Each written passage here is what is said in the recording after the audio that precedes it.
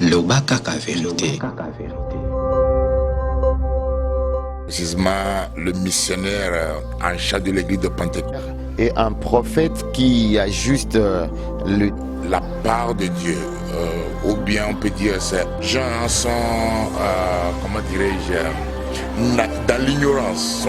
Si quelqu'un prophétise, la personne là n'est pas nécessairement un prophète. On va voir que les 4 filles de l'Acte chapitre 21 au verset 10 et verset 11, on a les 9 dons de l'esprit, dont d'une parole de connaissance, dont d'une parole de... Ça, clairement, dans 1 Corinthiens chapitre 4, à l'édification, à l'exhortation et... Ça pour but d'exhorter, d'édifier. Mais lorsqu'on dit à quelqu'un que Dieu lui montre d'homme,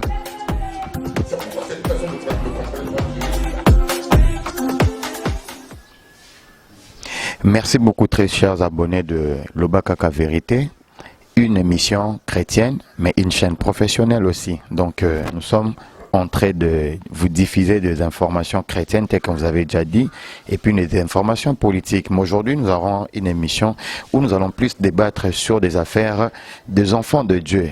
Et nous allons parler sur un sujet très important qui va édifier beaucoup de gens. Et le sujet sera intitulé la prophétie. Et déjà sur notre plateau, nous allons recevoir un pasteur, peut-être moins connu dans la rue congolaise, mais je sais que vous serez vraiment édifiés. Permettez-moi au moins de laisser le pasteur lui-même se présenter.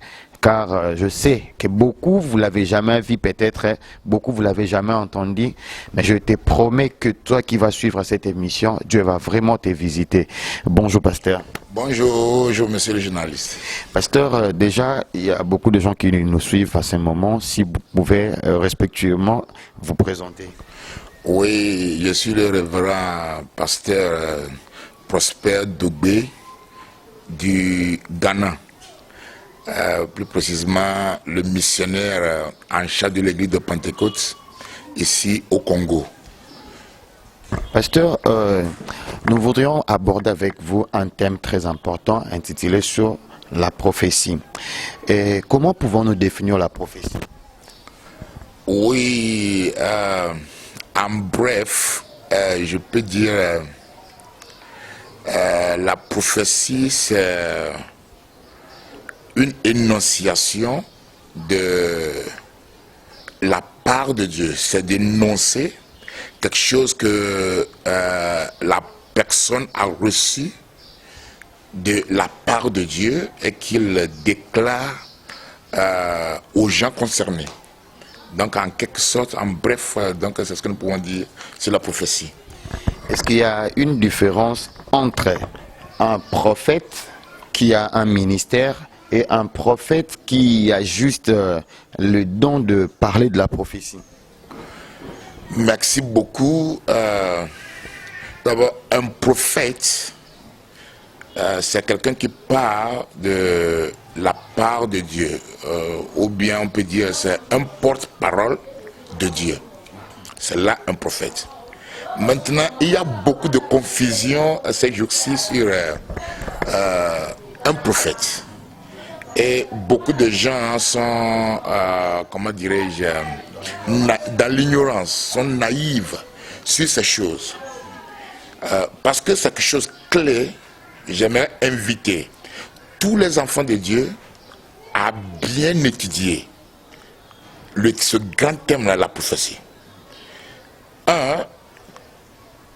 Si quelqu'un prophétise, la personne-là n'est pas nécessairement un prophète.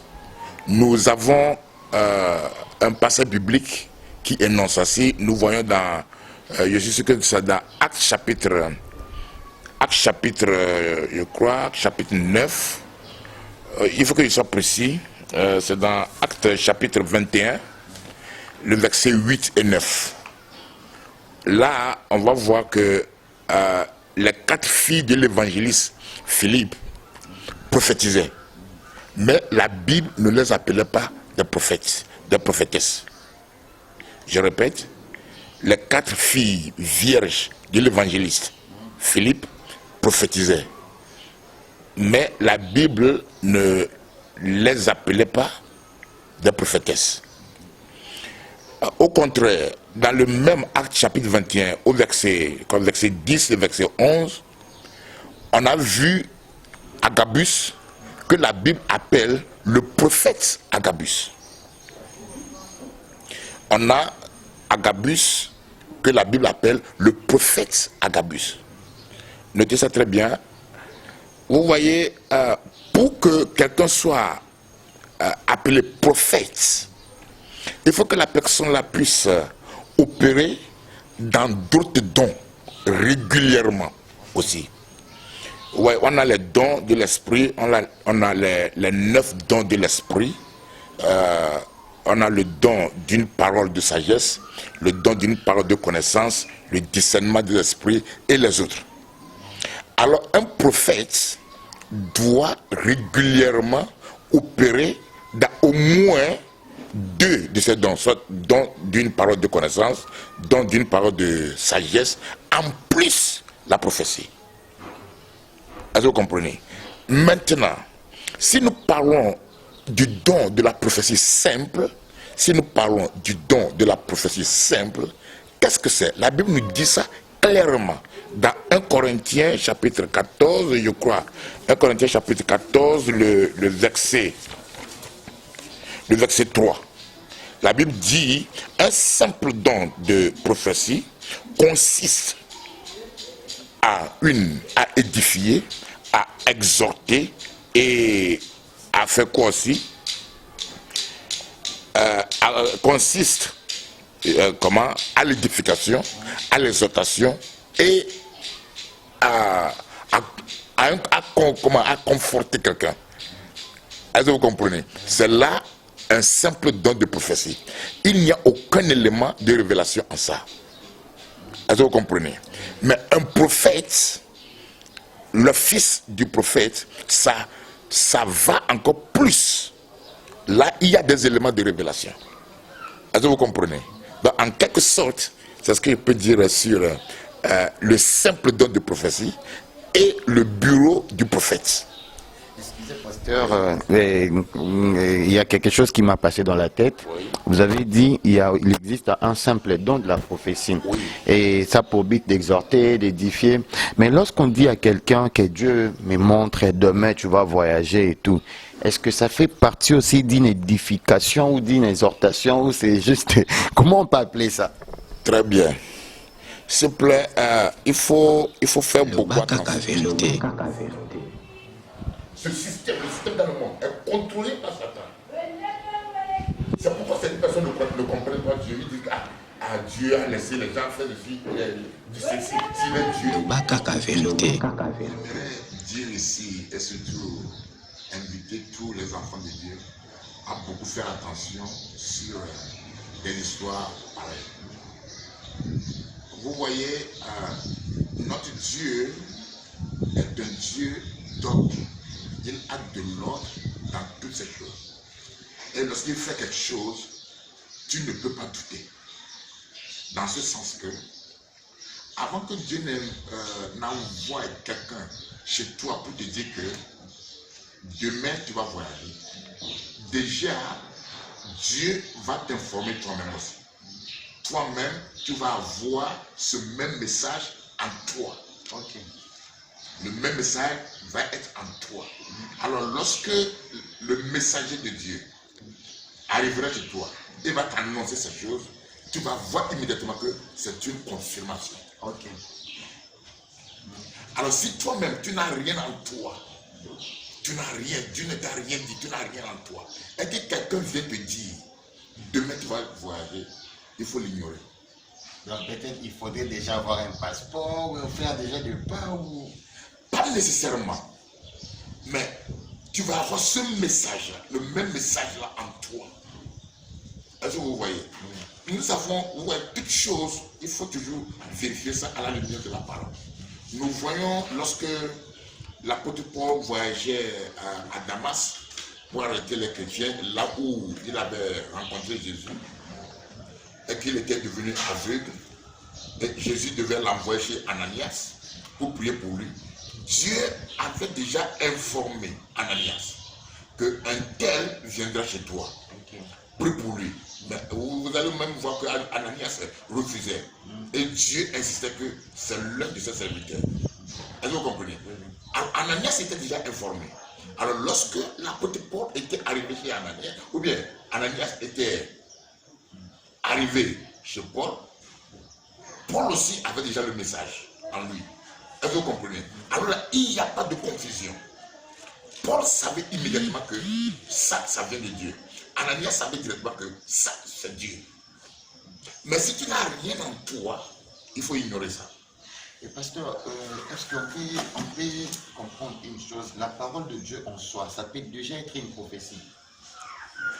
Il y a certaines paroles de Dieu, je ne sais pas si vous voulez parler de la Bible.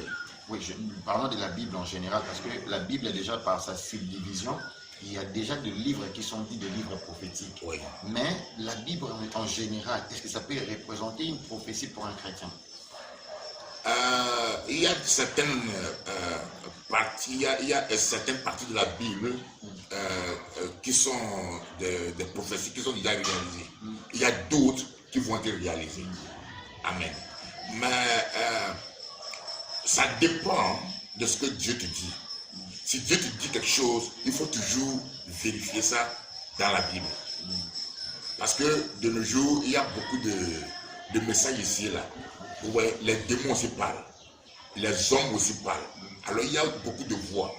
Alors pour être sûr et vérifier la source, il faut toujours vérifier ce que Dieu te dit dans la Bible.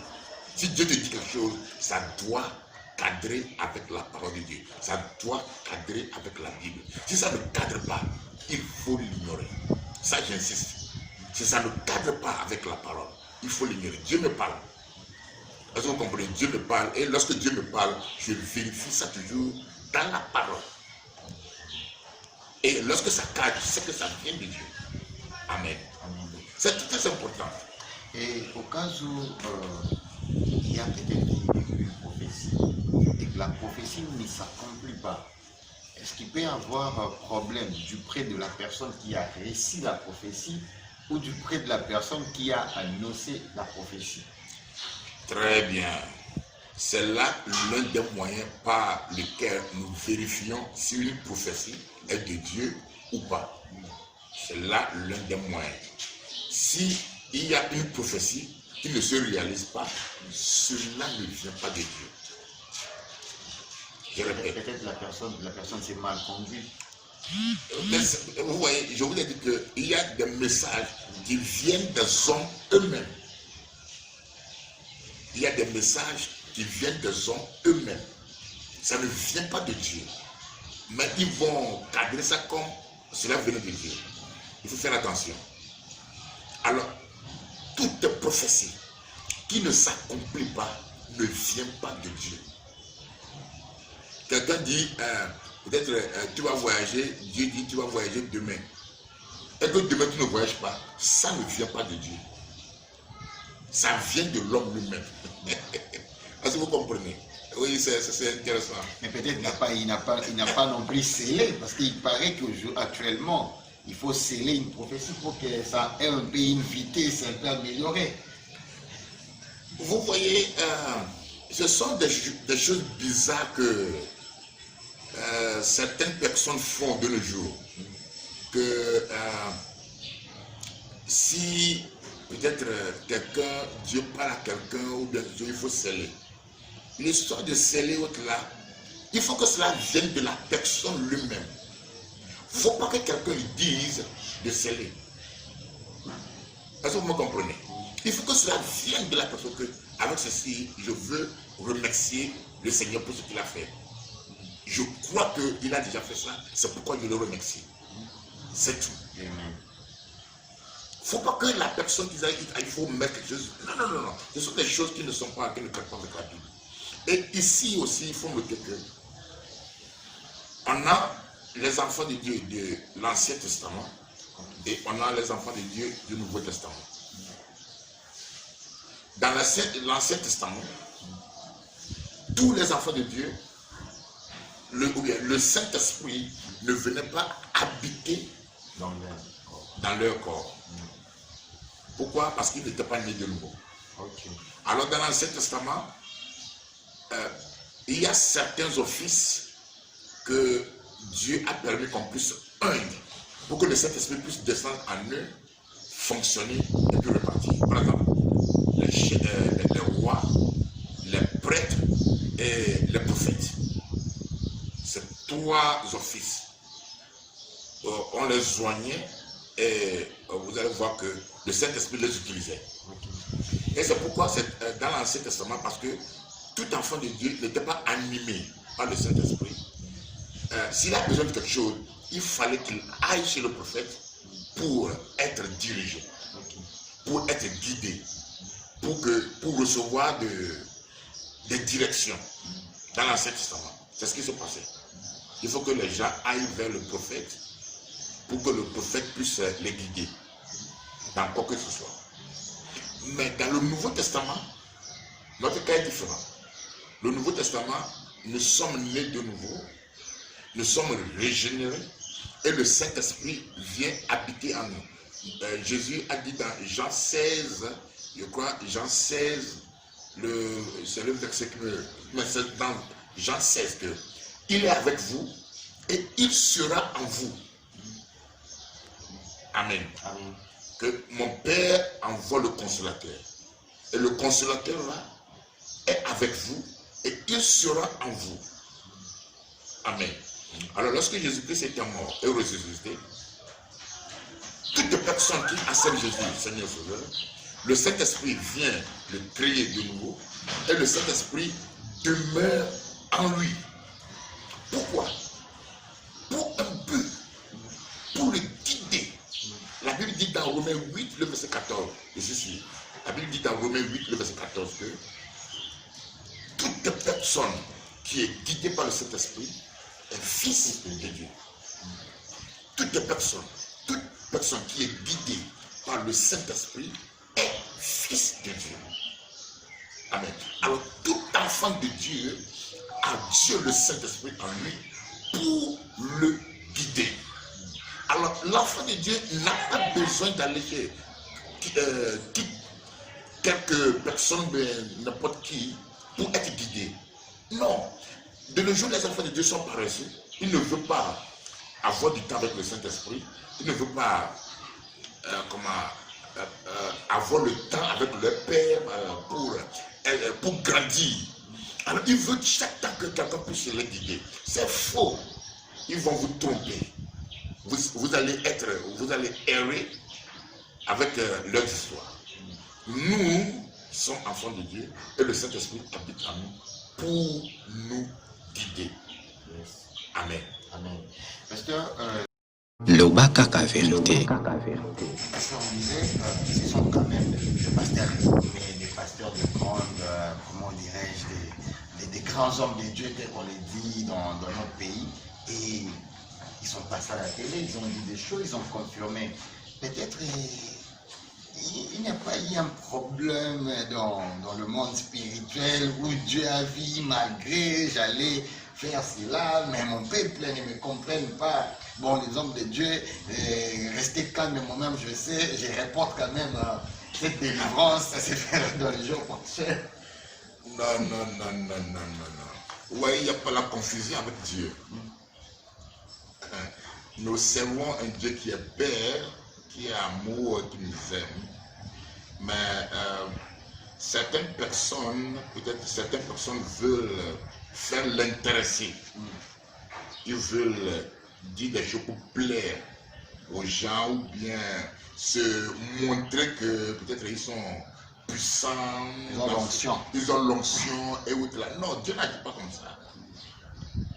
Dieu n'agit pas comme ça. Donc, il faut que les hommes de Dieu fassent attention. Oui. Et suivre notre Père. Mais pas dévancer notre Père. Il faut qu'on, lui, le Saint-Esprit est devant. Et nous le suivons. C'est comme ça que la Bible dit qu'il nous guide. Ce n'est pas nous qui le guidons, mais lui, le Saint-Esprit, qui nous guide. Alors si toi tu le dévances pour dire des histoires que lui n'a pas dit, attention, tu te plonges dans des choses bizarres. C'est dangereux. Pasteur, vous êtes un homme de prière. Oui. Vous méditez la parole de Dieu. Vous prenez aussi du temps avec le Saint-Esprit. Est-ce qu'avez-vous déjà reçu une prophétie par rapport à cette circonstance que le monde traverse? Oui, c'était en 2019. J'avais fait un songe et j'avais vu que dans le songe, beaucoup de gens mouraient. J'ai même dit ça à l'église et on avait beaucoup prié. Mais je ne savais pas exactement ce que c'est. Et quand est-ce que la chose-là devait arriver, ou bien, je n'avais pas exactement compris. Mais j'avais vu que c'était quelque chose de réel et qui allait se produire. Alors j'ai demandé à mes fidèles, on avait beaucoup prié pour que les gens puissent accepter Jésus, pour que les gens n'aillent pas. Oui, je ne savais pas que ça devrait être dans l'année 2020. Oui, mais j'avais vu quelque chose comme ça. Oui, beaucoup de gens mouraient. Beaucoup de gens mouraient. J'ai dit ça à l'église. On doit prier et surtout que prier pour que beaucoup de gens n'aillent pas en enfer. Et actuellement, il peut déjà avoir, vous avez quand même été orienté par le Saint-Esprit par rapport à la sortie de cette crise. Comment pouvons-nous sortir de cette crise? Oui, tout d'abord, moi, avec la fermeture des églises et autres là, cela n'a pas affecté mon église passée. Parce que lorsqu'ils ont fermé les églises, nous, on a fait sortir l'église de nos lieux d'adoration. On a envoyé toute l'église à la maison. Donc, on avait des cellules de maisons partout où on évoluait. Alors, on faisait nos églises les mercredis soirs comme d'habitude, les vendredis soirs comme d'habitude, les dimanches matins comme d'habitude. Et cela ne nous a pas affectés en aucun cas. Oui, donc, je me suis dit, comment Satan ne peut rien contre l'église de Dieu vivant. Oui, son église est ferme et établie. Amen. Pasteur, pensez-vous vraiment que cette situation a été provoquée par le diable, ou peut-être c'est Dieu lui-même aussi qui envoie cet événement pour corriger les gens? Très bien, j'ai beaucoup aimé cette question. Que si c'est Dieu qui a envoyé ces histoires pour corriger les gens et autres là, il faut très bien noter que notre Dieu, je l'ai déjà dit, est Père. Il est un bon père qui aime ses enfants. Je ne sais pas si, biologiquement parlant, un père biologique voulant corriger son enfant puisse couper le bras de son enfant pour une punition pour le corriger. Je ne sais pas si cela peut exister. Un père biologique, ou bien voulant corriger son enfant, lui donne une maladie. Est-ce que c'est normal? Je ne sais si vous avez compris ma question. Si je comprends bien, pasteur, tu expliques comment ça s'est révélé comme un père pendant une période où, dès lors qu'il a été Dieu, il s'est révélé comme père. Dès lors qu'il est Dieu, il s'est révélé comme père. Et cela était perdu avec lorsque l'homme avait chuté dans le jardin d'Éden. Cela était perdu et cela était perdu aux hommes. Et Jésus-Christ était venu nous révéler ça de nouveau. Il a dit, si vous priez, dites notre Père qui est aux cieux. Dieu est Père. Et ça, j'aimerais que tout le monde entier puisse le savoir. Si j'avais même l'opportunité, j'allais sauter du toit en toit pour annoncer que Dieu est Père et un bon Père. Amen. Amen. Un bon Père qui fait aussi ces choses comme une mère.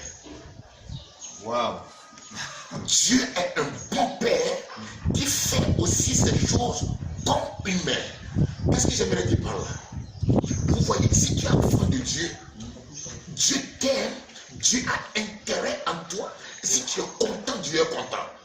Si les choses ne vont pas bien, Dieu n'est pas content. Yes. Même si tu fais des erreurs, ça lui fait mal. Il veut que tu puisses revenir à lui.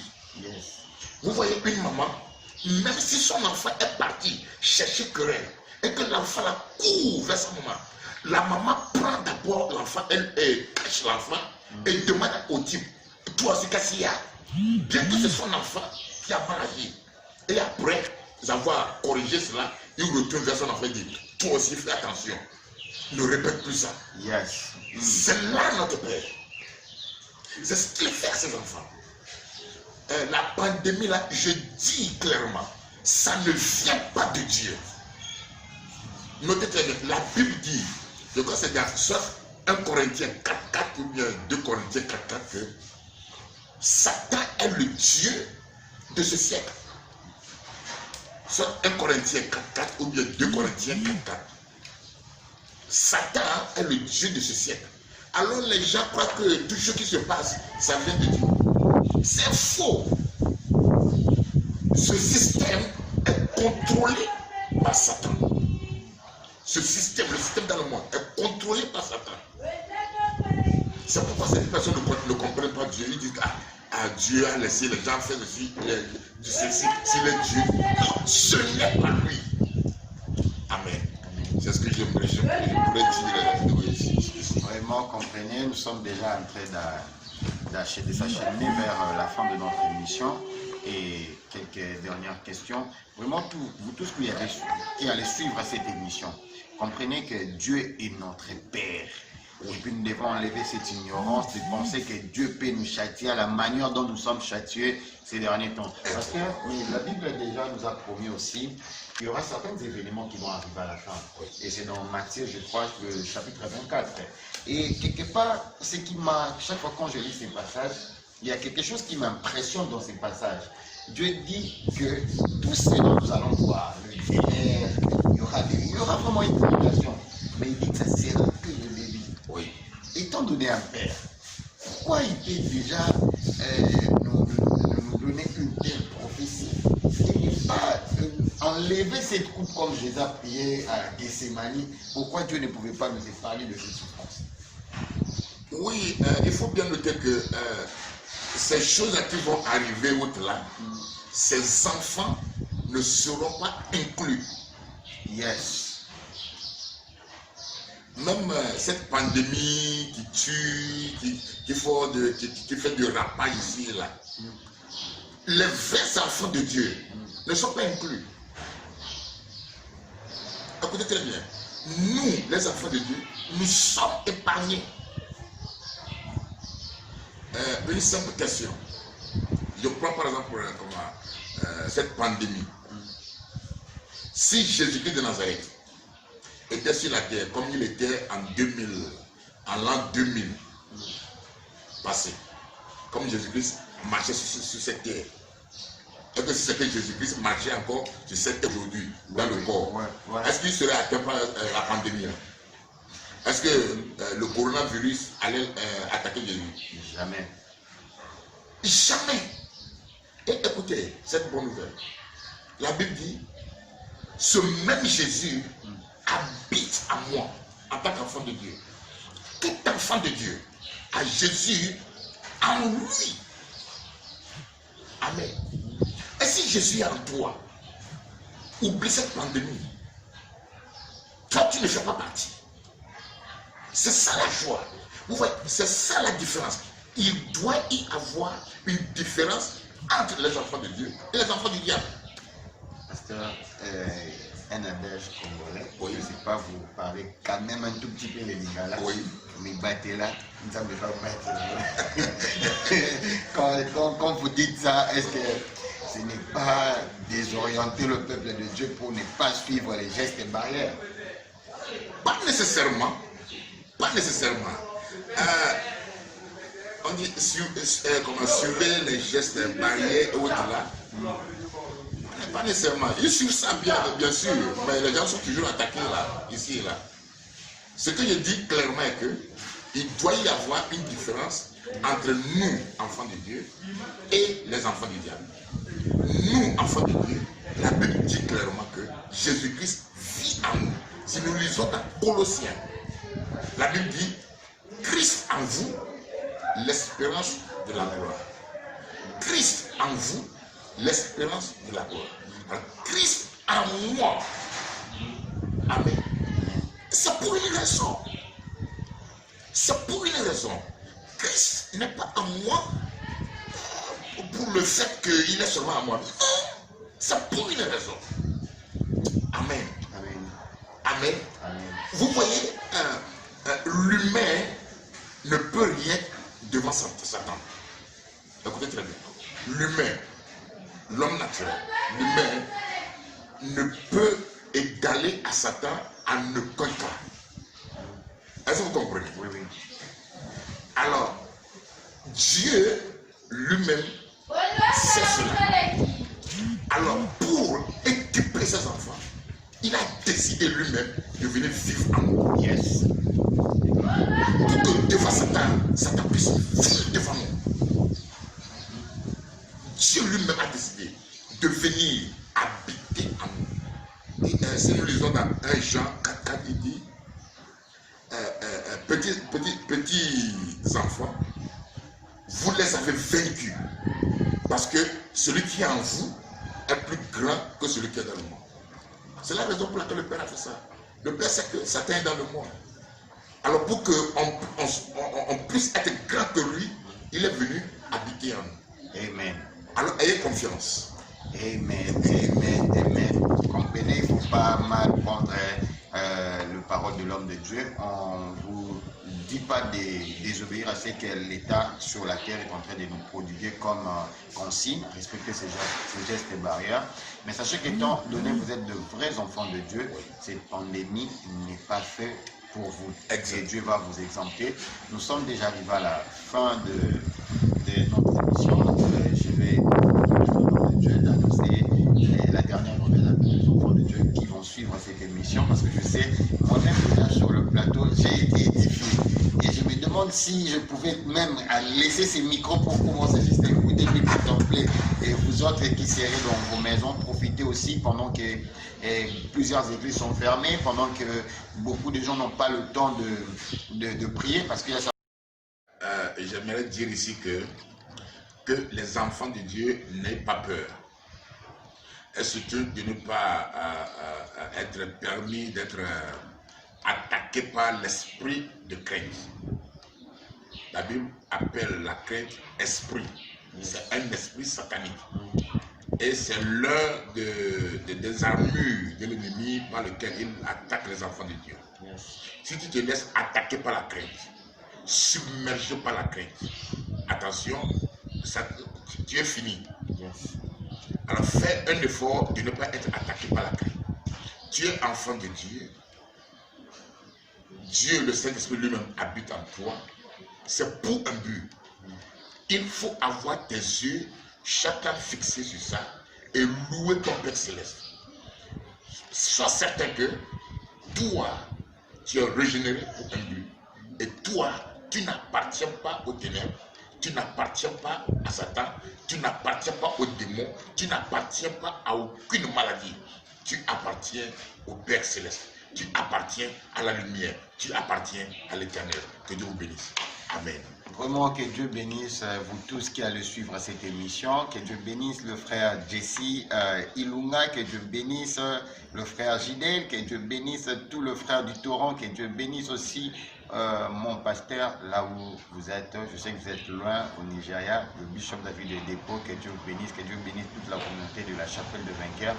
On vous aime beaucoup. Cette émission a été rédigée pour les enfants de Dieu. Non seulement les enfants de Dieu, pour vous aussi qui êtes encore dans le monde. Vous avez compris que nous avons intérêt à devenir enfants de Dieu. Pourquoi, en étant enfants de Dieu, nous sommes exemptés à plusieurs choses. Et je vous invite, mes frères, rejoignez-moi. Vous savez, quand j'ai écouté ces choses, en sortant d'ici, je vais porter le masque parce que l'État congolais le fait. Mais je marche avec une assurance que cette maladie-là n'est pas faite pour moi. Vous avez compris qu'est-ce qu'est la prophétie, vous avez compris quelle doit être la vraie prophétie, vous avez compris qui sont les vrais prophètes. Toutes ces choses que vous avez compris, le verset biblique que l'homme de Dieu a dit, s'il vous plaît, méditez cela. Cette émission n'est pas seulement faite pour faire de critiques à Pasteur Azaki a raison. Non, c'est pour aussi vous aider pendant ces temps de méditer. Donc prenez-en soin et Dieu va vous bénir. Que Dieu bénisse le Congo, que Dieu bénisse la terre. Bye bye. Lobaka Vérité.